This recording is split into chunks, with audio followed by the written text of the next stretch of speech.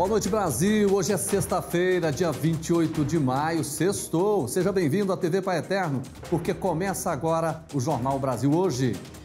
Nesta edição, você vai saber que o pedido do presidente Jair Bolsonaro, através da Advocacia Geral da União, é para que o Supremo Tribunal Federal atenda contra as medidas adotadas por alguns estados para restringir a circulação de pessoas. E mais, os desdobramentos da CPI da Covid previstos para a próxima semana. E ainda, quais os limites da internet? Muita gente tem usado o espaço para se autopromover com ações que são verdadeiros crimes. Vem comigo, chegou a hora de você se informar cada vez mais no Jornal Brasil Hoje.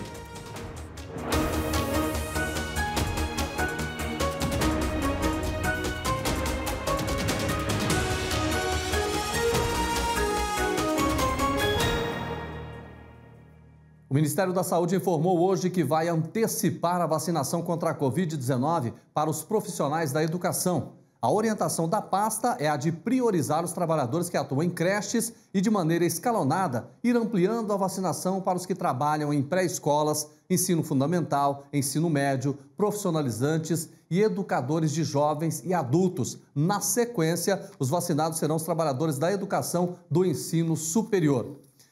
E o presidente Jair Bolsonaro, representado pela Advocacia Geral da União, entrou no Supremo Tribunal Federal com uma ação direta de inconstitucionalidade contra as medidas que restringiram a circulação de pessoas e impuseram toque de recolher nos estados do Pernambuco, do Paraná e do Rio Grande do Norte. Sobre esse assunto, a gente conversa ao vivo agora com o advogado especialista em direito constitucional, Clodoaldo Moreira. Olá, doutor, boa noite, tudo bem? Boa noite, Jodevá. Boa noite a todos. Juridicamente, como é que o senhor analisa esse pedido do presidente Jair Bolsonaro?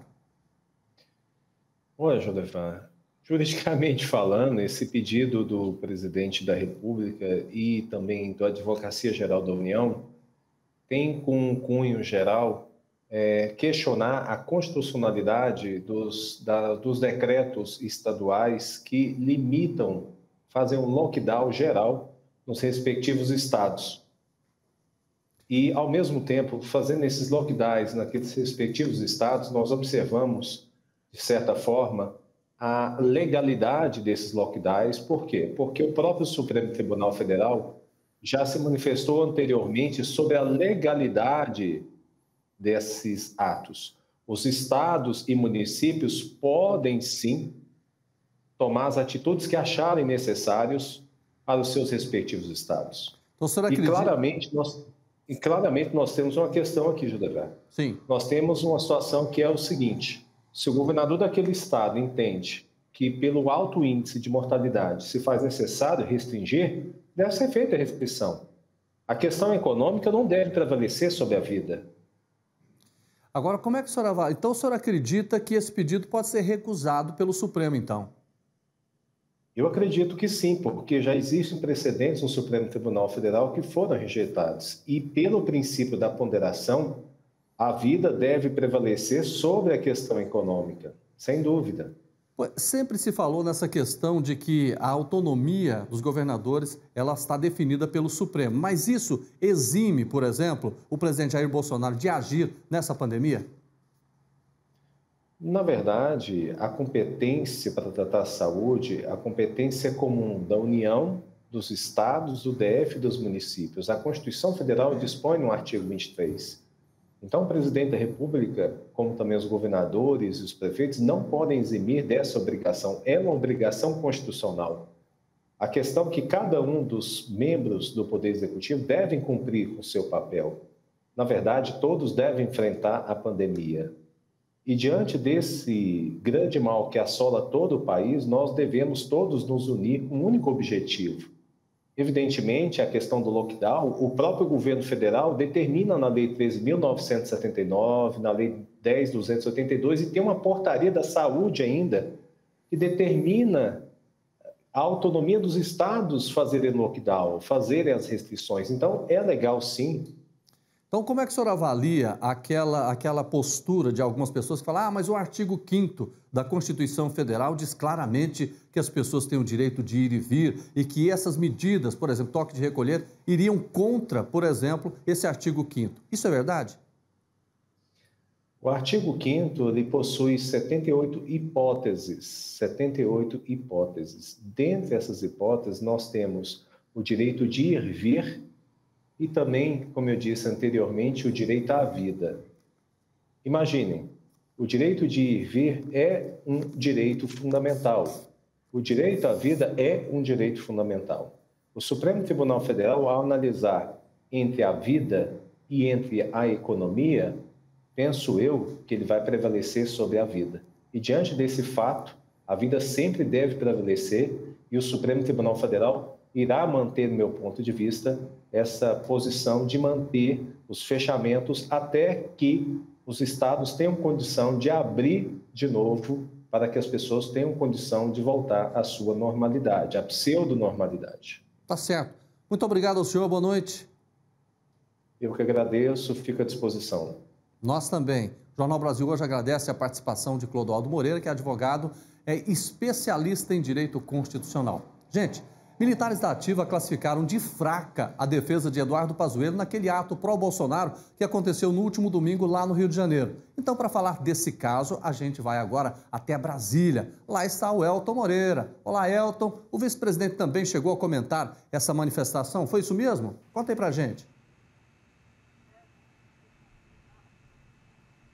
Sim, verdade, Jordevar. Olá para você e para todos que nos acompanham. O vice-presidente Hamilton Mourão deu uma declaração ontem mesmo e defendeu uma punição ao ex-ministro da Saúde, Eduardo Pazuello, por ter participado desse ato em apoio ao presidente Jair Bolsonaro no final de semana. Ele falou que qualquer outro entendimento neste caso pode instaurar uma anarquia nas instituições que são apartidárias. Só relembrando, Jordevar, que integrantes das Forças Armadas, como no caso de Pazuello, que é um general da Ativa, não podem participar de manifestações políticas. Isso, inclusive, é uma regra que está lá descrita no Estatuto dos Militares. Em sua defesa, no processo disciplinar aberto contra ele, que também foi apresentada ontem, o ex-ministro da Saúde disse que não desrespeitou o regulamento disciplinar. Segundo ele, o evento ao lado do presidente Jair Bolsonaro não era um ato político partidário. Só que essa justificativa, Jordevar, não convenceu os militares da Ativa, que, como você disse lá no início, foi classificada como fraca. Eles cobram agora uma punição exemplar ao ex-ministro da Saúde, que, aliás, no ato não usou máscara e também não teve ali uma preocupação com o distanciamento social. Uma situação complicada, gente. Aliás, Elton, não sai daí não. Eu quero que você continue falando com a gente sobre essa questão da Covid, que é o assunto principal para a gente, sobre a questão do cronograma para a semana que vem da CPI da Covid-19. Parece que tem um relatório aí, já tem a programação do mês de junho. Quero saber o seguinte com você. Elton, quais vão ser os próximos depoimentos a partir da semana que vem, hein? Então, Jordevar, conforme o acordo entre os membros da comissão, para a semana que vem estão previstas as declarações do ex-secretário executivo do Ministério da Saúde, Elcio Franco, que está com o depoimento agendado para a próxima terça-feira. Era para acontecer nesta semana, mas ele está se recuperando da Covid-19. Também está marcada a participação dos presidentes da Fundação Oswaldo Cruz e da farmacêutica União Química, além do secretário de Saúde do Amazonas, que deve abordar a situação dramática enfrentada lá em Manaus. A inclusão de especialistas para falar sobre a cloroquina e hidroxicloroquina também devem entrar aí nessa CPI da Covid. E, claro, outro ponto de atenção deve ser a convocação de governadores para depor na CPI da Covid e para falar sobre como estão o andamento da condução da pandemia nos estados. A gente vai seguir acompanhando tudo isso aqui de Brasília, Jordevar, e vamos atualizando aí ao longo da semana que vem aqui no Jornal. Uma ótima sexta-feira para você e para todos que nos acompanham. Elton, obrigado pela sua participação. Tudo que acontece em Brasília, está lá o Elton sempre para trazer as informações aqui para o nosso Jornal Brasil Hoje, tá certo? Olha, na semana em que os casos de Covid-19 voltam a subir no Brasil, assim como os registros da variante da Índia, o ministro da Saúde dá sinais de cansaço e também da falta de apoio do presidente. O jornalista Padre Wellington Silva fala sobre o assunto no quadro Opinião de hoje. Olá, Padre Wellington, boa noite. Olá, Jordevá, boa noite para você e boa noite também para quem está ligadinho aqui no Jornal Brasil Hoje. Pois é, depois de uma semana com tanta coisa acontecendo, Bolsonaro foi ao Supremo Tribunal Federal para pedir a suspensão de medidas sanitárias restritivas baixadas por 3 estados da federação: Paraná, Pernambuco e Rio Grande do Norte. É uma ação direta de inconstitucionalidade. Na esteira de tudo isso, a gente teve aquilo que você disse aí, o ministro da Saúde afirmando nessa semana que tem se esforçado para conscientizar a população sobre a importância daquelas medidas não farmacológicas de proteção à infecção do coronavírus, mas chamando a atenção para a utilização das máscaras, o distanciamento físico, mas no fim das contas ele admitiu que não consegue cumprir a tarefa sozinho. Disso a gente sabe. Ele é médico e, apesar de ser já o 3º a ocupar a pasta, ele não está sozinho no combate. Ele diz não ter condições de fazer tudo sozinho. Vale lembrar que ele é o 3º médico a ocupar o cargo de ministro da Saúde e o 4º titular da pasta desde o início do governo Bolsonaro. As declarações de Queiroga ocorrem dias após a participação de seu antecessor no cargo, o ex-ministro Eduardo Pazuello, em uma manifestação com o presidente Jair Bolsonaro, ambos sem máscara, em que havia concentração de pessoas com motos em cima de um carro de som no último domingo. É preciso chamar a atenção que a pandemia não se acaba por decreto. Não é pedindo ações diretas contra os estados que nós vamos retomar naturalmente o nosso cotidiano. É preciso da vacina no braço dos brasileiros. E o empenho tem de ser diplomático. Afinal de contas, o Brasil ainda depende do ingrediente farmacêutico ativo, o IFA, importado para a produção nacional. O governo federal emitiu pela primeira vez uma alerta de risco hídrico e abriu caminho para que sejam tomadas medidas que evitem um racionamento de energia até outubro, período de poucas chuvas e de seca mais severa nas regiões sudeste e centro-oeste do país. O alerta foi emitido pelo Comitê de Monitoramento do Setor Elétrico. As medidas abrem caminho para a Agência Nacional de Águas determinar, já nos próximos dias, então, a redução da vazão dos reservatórios de hidrelétricas. A gente vai agora para um rápido intervalo. No próximo bloco, a gente vai falar sobre o dia D da vacinação contra a gripe lá no Rio Grande do Sul. Então saia daí, a gente volta já já.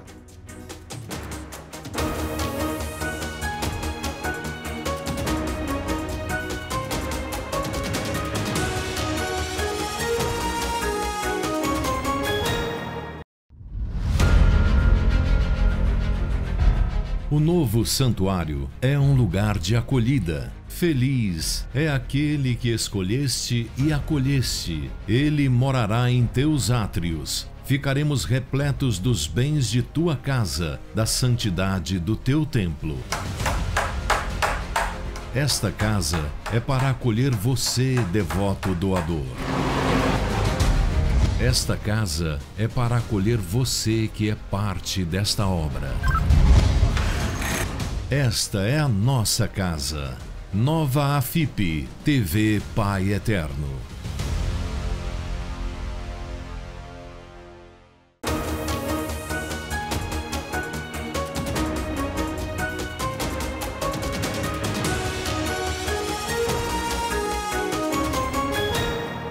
Olá, estamos de volta com o seu Jornal Brasil Hoje aqui na TV Pai Eterno. Você está em casa, está acompanhando o nosso programa nessa sexta-feira, final de semana chegou. Agora, você já visitou o nosso portal paieterno.com? Lá, além de saber tudo sobre a fé e sobre a devoção, você também pode se cadastrar e tornar um devoto evangelizador. Ou você pode também entrar em contato direto com a nossa central de atendimento pelo seguinte telefone, que é também o WhatsApp. É o 62-3506-9800.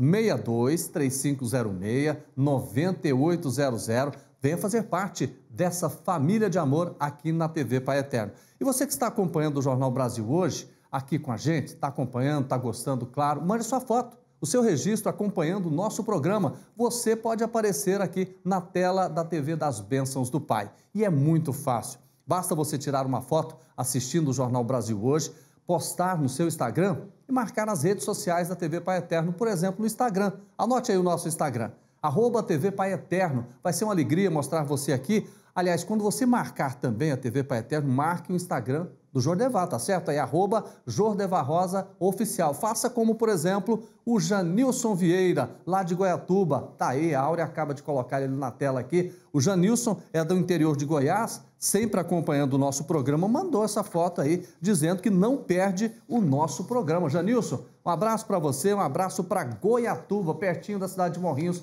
onde eu nasci. Agora nós vamos para o sul do país. Olha só, essa é a Cecília Bassani, ela é da cidade de Sombrio, lá em Santa Catarina. Que legal, hein? Um abraço para a Cecília, um abraço para os nossos amigos lá do sul do país. Eu vou chegar aqui porque agora nós vamos falar de Covid-19. Aqui na tela nós vamos mostrar como é que está a vacinação no Brasil. Esses dados são do Ministério da Saúde. Vamos colocar aqui na tela meu diretor Marcos Galo para a gente saber quantas pessoas receberam a primeira dose. Gente, 41.648.560 pessoas receberam a primeira dose. Quantas pessoas receberam a segunda dose, gente? 19.663.240 pessoas receberam a segunda dose da vacina. Tomara que a gente continue ampliando cada vez mais essa vacinação. Por quê? A vacina, gente, é o melhor remédio contra essa doença maldita, não é? Agora a gente vai mostrar para você os detalhes e os dados do Conselho Nacional de Secretarias de Saúde nesse site para saber o panorama, né, da Covid-19 no Brasil. Vamos lá? Vamos para os números? Casos confirmados até agora, desde o início da pandemia, 16.391.930 casos de Covid. Agora, no último período de 24 horas, o Brasil registrou 49.768 casos de Covid. Quantas pessoas morreram até agora, desde o início da pandemia, aqui no Brasil? Infelizmente, 459.045 pessoas morreram de Covid nessa pandemia. Agora, no último período de 24 horas, nós perdemos 2.371 pessoas. Você está percebendo que esse número aí está se mantendo entre 2.200, 2.300, ou seja, são muitas vidas perdidas diariamente aqui no Brasil. Por isso a gente faz aquele apelo, né? Para que você aí de casa continue mantendo as regras de isolamento, continue usando o álcool em gel, usando máscara, porque assim você vai colaborar para que essa doença não fique se espalhando e a gente pode salvar mais vidas. Mas agora, gente, nós vamos até o Paraná, lá no sul do país, vamos falar com o Rafael Paes, que traz informações lá dessa região. Ô, Rafael, quer dizer que amanhã tem o dia D da vacinação contra a gripe aí no Rio Grande do Sul, meu amigo? Olá! Oi, Jordeval, oi a todos que estão nos assistindo. Tem sim, viu, Jordeval, e é em Porto Alegre. A capital do Rio Grande do Sul fará neste sábado, portanto, o dia D de vacinação contra a gripe. Serão 21 postos de saúde realizando a imunização das 9 da manhã até às 17 horas. Poderão receber a dose crianças de 6 meses a 6 anos incompletos, pessoas com mais de 60 anos, professores, trabalhadores da saúde, indígenas e mulheres que tiveram bebê há até 45 dias atrás.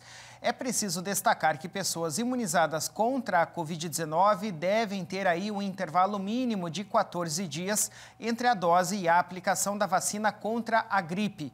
Professores devem apresentar comprovante de vínculo com a instituição de ensino, como o crachá ou o contra-cheque, além de um documento de identidade com foto. Segundo dados do LocalizaSUS, ferramenta oficial do Ministério da Saúde, a cidade de Porto Alegre teve 19,7% da meta de vacinação alcançada até a última quarta-feira, dia 26. O objetivo é chegar a 90% de cada grupo prioritário depois do dia D, amanhã. E olha, Jordevá, em Santa Catarina, um Papai Noel tomou a primeira dose da vacina contra a Covid-19. Foi na cidade de Cocal do Sul, que fica na região sul do estado. Hermes Nazário, de 60 anos, foi até um drive-thru na cidade com o carro vermelho, balões e tocando o sino, para anunciar a sua chegada. Ele já poderia ter se vacinado antes, quando as pessoas de 60 anos foram chamadas no município. Porém, ele foi diagnosticado com Covid-19 e precisou esperar um pouco mais, seguindo aí as recomendações, da Organização Mundial da Saúde, a OMS. Agora, olha só a história dele. Enquanto estava se recuperando da doença, a esposa morreu por conta do coronavírus. No momento em que recebeu as doses, ele homenageou aí os profissionais da saúde ao fazer a entrega de uma rosa para cada enfermeira que trabalhava na aplicação da vacina. Como Papai Noel, ele aconselhou a todos que tomem a imunização assim que seja possível, para cada um. Essas foram as nossas notícias de hoje aqui do Sul. Jordevá, a gente volta a conversar na segunda-feira. Um ótimo final de semana a todos. Se cuidem, E até lá. Grande Rafael Paes, obrigado pela sua participação. Bom final de semana para você. Eu quero só fazer um alerta, hein? Ele disse aqui claramente, quem tomou a vacina para a Covid tem que esperar 14 dias para tomar a vacina contra a gripe. Mas é importante que você tome sempre as 2 doses. Gente, vem aí uma ajuda nesse momento de crise econômica que tem afetado muita gente por causa da pandemia da Covid-19. Uma proposta que está a caminho do Senado proíbe despejos e desocupações de imóveis até o final deste ano. Veja mais detalhes na reportagem. A Câmara dos Deputados aprovou um projeto de lei que proíbe o despejo de imóveis até o fim desse ano. E o motivo é por causa da pandemia. Esse projeto ele engloba as locações residenciais de até R$ 600 e comerciais de até R$ 1.200. Para falar sobre esse projeto e entender como ele vai funcionar, a gente conversa agora com o advogado especialista em direito imobiliário, Hugo Barbo. O projeto ainda não foi aprovado. E se for, quais as vantagens? Isso mesmo, o projeto ele foi aprovado pela Câmara dos Deputados, deve seguir para o Senado em breve e, sendo aprovado lá, vai para a sanção presidencial. Certo, e quais as vantagens? Como que vai funcionar essa questão de até R$ 600 para imóveis residenciais e até R$ 1.200 para imóveis comerciais? A Câmara dos Deputados ela tem discutido com certa frequência a suspensão dos despejos desde o ano passado. Existem outros projetos em trâmite. Nós tivemos uma lei semelhante no ano passado em caráter emergencial, que valeu até outubro, mas esse projeto ele tem uma diferença importante. Ele limita agora o tipo do aluguel que vai ser objeto de suspensão. Os aluguéis comerciais de até R$ 1.200 e os residenciais de R$ 600.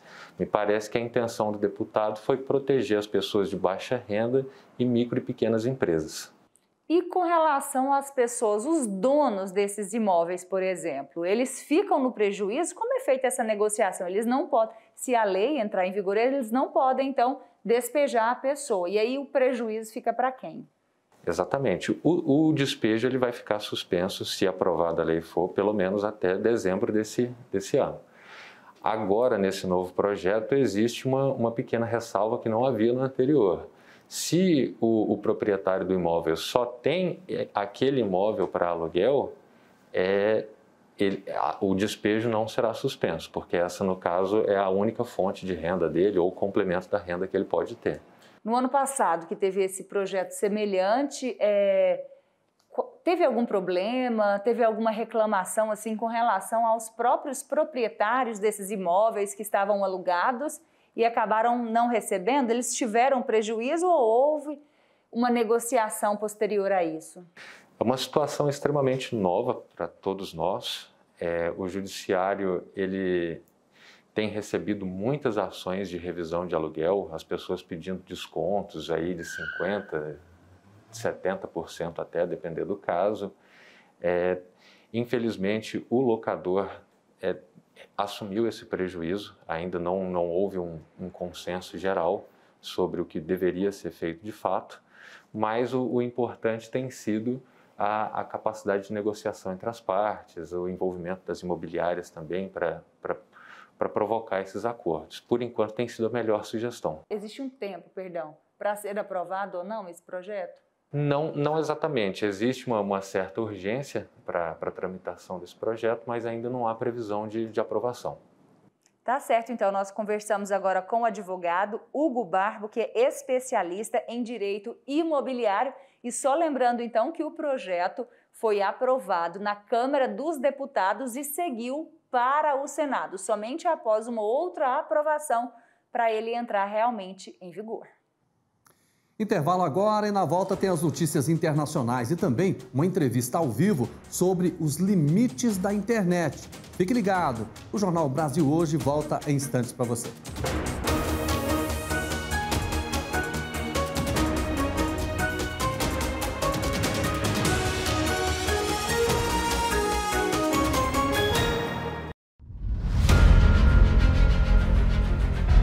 O novo santuário é um lugar de acolhida. Feliz é aquele que escolheste e acolheste. Ele morará em teus átrios. Ficaremos repletos dos bens de tua casa, da santidade do teu templo.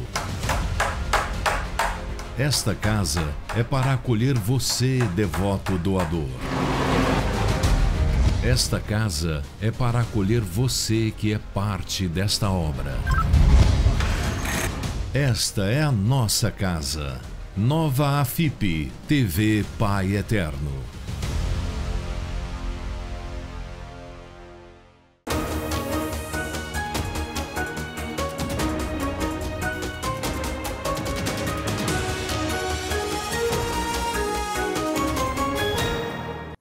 Estamos de volta com o seu Jornal Brasil Hoje, ao vivo aqui para todo o Brasil na TV Pai Eterno. Gente, agora nós vamos falar sobre os limites da internet. Nos últimos dias, vimos verdadeiros absurdos, como, por exemplo, o youtuber que foi preso depois de soltar o cachorro em um balão.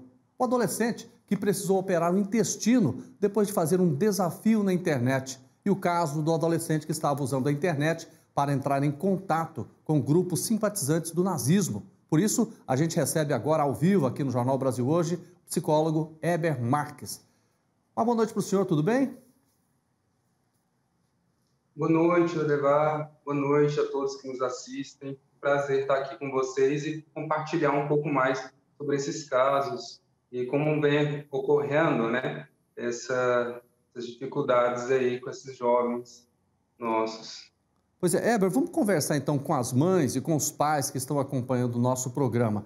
Como é que os pais detectam, por exemplo, que o filho pode estar envolvido numa situação tão constrangedora como esses 3 casos que a gente acabou de citar? É interessante a gente pensar que as crianças e os jovens, eles vão demonstrando alguns sintomas, né? Vão demonstrando algumas situações. Geralmente ficam muito tempo no quarto, né? Tentam evitar que os pais tenham acesso ao celular, tenham acesso a essas redes. Então, é sempre importante os pais ficarem atentos ao que o jovem está vendo, né? O que o adolescente, a criança está tendo acesso ali. É interessante a gente pensar que estamos em um período de pandemia e eles têm muito acesso, né, à internet e até mesmo o colégio, né? Está tendo pouco acesso a esse colégio devido a essa restrição, né, da pandemia e acaba tendo mais tempo para Heber, eu vou até te interromper. Nós estamos mostrando uma imagem que, se o pessoal puder colocar de novo, aquele caso que, desse jovem aí amarra os cães, né, em balões e soltam. Como é que você avalia isso aí? Então, é interessante pensar essa busca de likes, né, nessa vida, né, da tecnologia.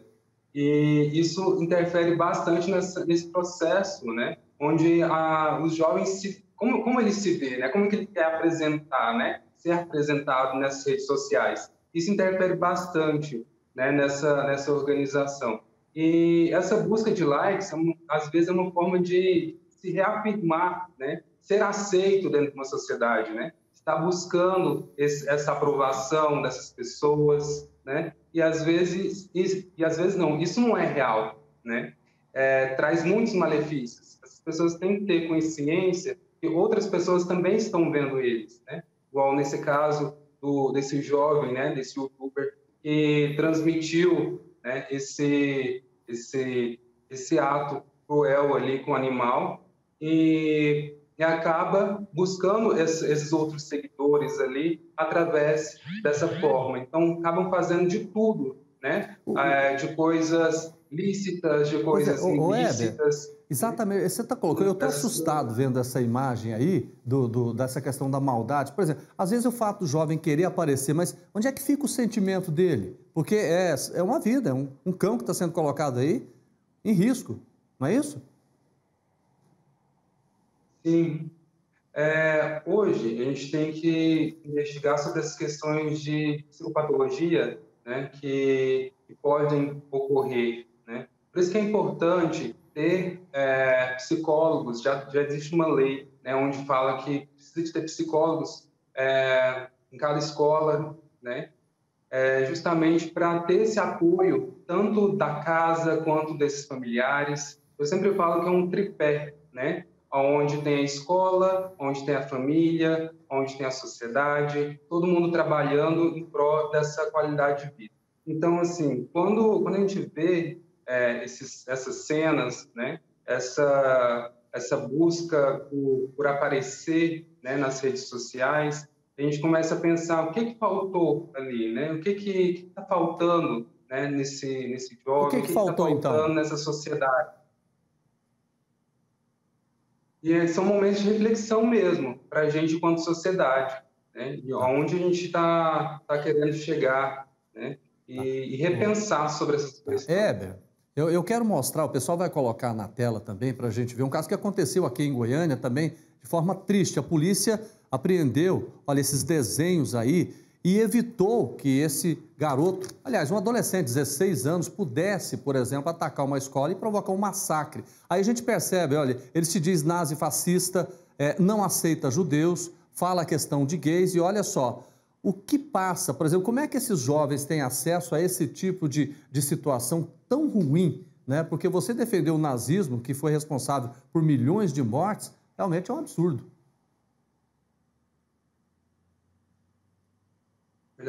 Essa nossa sociedade, a gente está vivendo uma polaridade muito grande, né?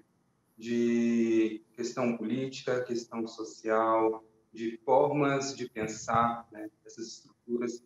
Eu acredito que essa mudança social influencia bastante esses jovens, né? E as redes sociais acabam facilitando, né, essa comunicação, esse agrupamento de pessoas que pensam iguais, né? Então, a internet ela tem vários benefícios, né? Mas também a gente tem que ficar atento a de que forma que a gente está utilizando essa internet, de que forma que os jovens, que as crianças, os adolescentes estão utilizando essa internet Você também. tocou num assunto interessante que eu queria, inclusive, que você abordasse. Por exemplo, esse adolescente ele tem 16 anos de idade. Mas se o pai chegar ou a mãe, eu quero ver o que você está acessando na internet, essa questão do telefone, ele vai, não, mas e a minha privacidade? Como é que o pai age diante disso?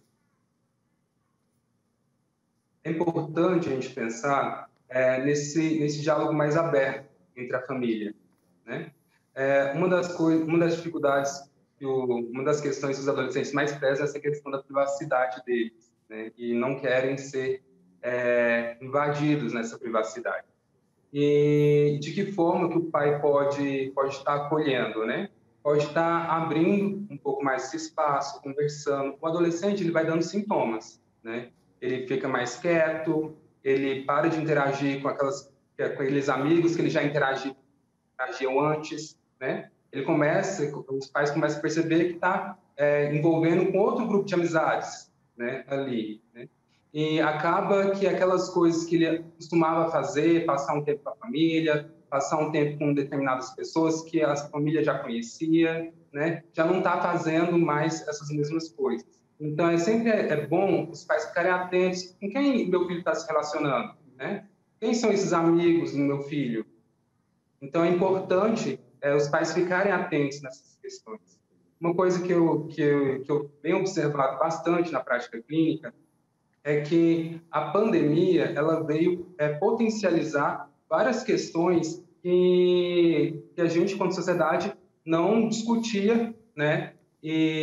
Ou discutia, só que veio mais em evidência, né? Então, justamente essa questão, como a gente está interagindo com a família, né? Como é que essa sociedade, né? A gente vem se relacionando e acaba trazendo esses comportamentos, né, desses jovens, esse comportamento agressivo, né, esse comportamento racista, esse comportamento de várias formas, né, vem se manifestando ali. Essa procura, né, desses likes, essa procura dessa reafirmação da identidade. É importante lembrar que os adolescentes estão nesse processo, né, dessa formação dessa identidade, essa procura de uma identidade. Às vezes eles procuram se reafirmar, né, de alguma forma que não é saudável, né? Esses colegas, esses jovens, eles tanto querem essa aprovação. Tá certo. Ô Heber, a gente quer agradecer muito a sua participação aqui no Jornal Brasil Hoje, na TV Pai Eterno, porque acima de qualquer coisa, acima da notícia, a gente quer discutir a vida, a gente quer discutir a família, a gente quer exatamente evitar que essa polarização, que essa radicalização que existe hoje no Brasil possa interferir nessa relação tão bonita que é da família. Obrigado, boa noite para você, bom final de semana. Obrigado, ótima semana para todos. É certo.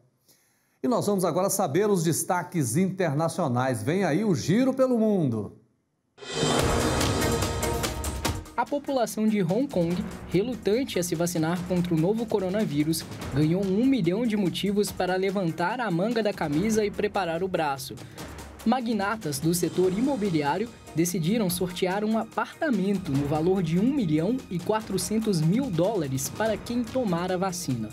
Poderão participar do sorteio todos os residentes com 18 anos ou mais. O felizardo vai ganhar um imóvel de 1 quarto no território que tem o metro quadrado mais caro do mundo. Será que o incentivo vai surtir o efeito desejado? A vacinação em massa da população mundial é a única forma de acabar com a pandemia do novo coronavírus. Foi o que afirmou nesta sexta-feira o diretor da Organização Mundial da Saúde para a Europa, Hans Kluge. Ele lamentou ainda o baixo percentual de vacinação na Europa. Pouco mais de 36% da população da União Europeia foi vacinada até o momento. No Brasil, esse número cai para 20% da população vacinada com a primeira dose, segundo o consórcio de veículos da imprensa. Há menos de 3 semanas para o apito inicial da Copa América 2021, a Argentina ainda enfrenta incertezas sobre sediar o torneio. O país vive o pior momento da pandemia do novo coronavírus. O líder argentino Alberto Fernandes se reuniu com o presidente da Confederação Sul-Americana de Futebol, Alejandro Domingues, e apresentou à entidade um protocolo rígido para que o evento seja realizado. Entre as exigências está a redução do número de integrantes das delegações.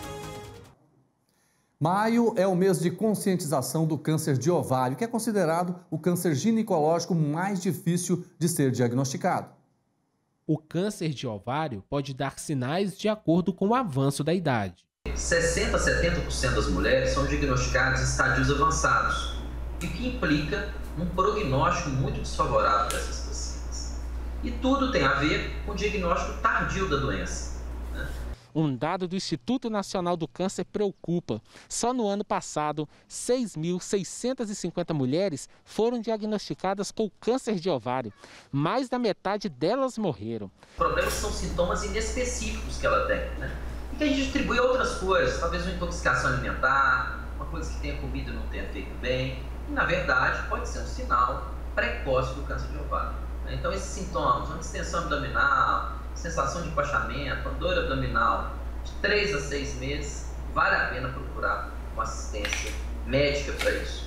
Foi o que aconteceu com a Soraya, que descobriu o câncer depois de passar por uma bateria de exames após sentir dores abdominais. A doença já estava em estágio avançado. Vasculha, até que o gastro me internou, porque ele não achava que poderia ser. Aí fez uma videolaparoscopia e ele viu que eu estava com o ovário doente. E antes da gente encerrar, eu te conto o que foi destaque no Brasil hoje. Bolsonaro recorre ao STF contra medidas de isolamento em Pernambuco, Paraná e Rio Grande do Norte. O presidente, representado pela Advocacia Geral da União, entrou no Supremo Tribunal Federal com uma ação direta de inconstitucionalidade contra as medidas que restringiram a circulação de pessoas e impuseram toque de recolher. Há menos de 3 semanas para o apito inicial da Copa América 2021, a Argentina ainda enfrenta incertezas sobre sediar o torneio. O país vive o pior momento da pandemia do novo coronavírus. O Ministério da Saúde definiu em nota técnica hoje a ordem de prioridade para a vacinação de trabalhadores da educação. A pasta também autorizou a vacinação de pessoas fora dos grupos prioritários, com idades entre 18 e 59 anos após esta etapa. E ainda, um incêndio em uma ala de Covid-19 de um hospital de Aracaju, no Sergipe, provocou a morte de 4 pessoas. De acordo com a Secretaria de Saúde, as vítimas sofreram queimaduras e inalaram fumaça. Cerca de 60 pacientes estavam na unidade atingida pelas chamas.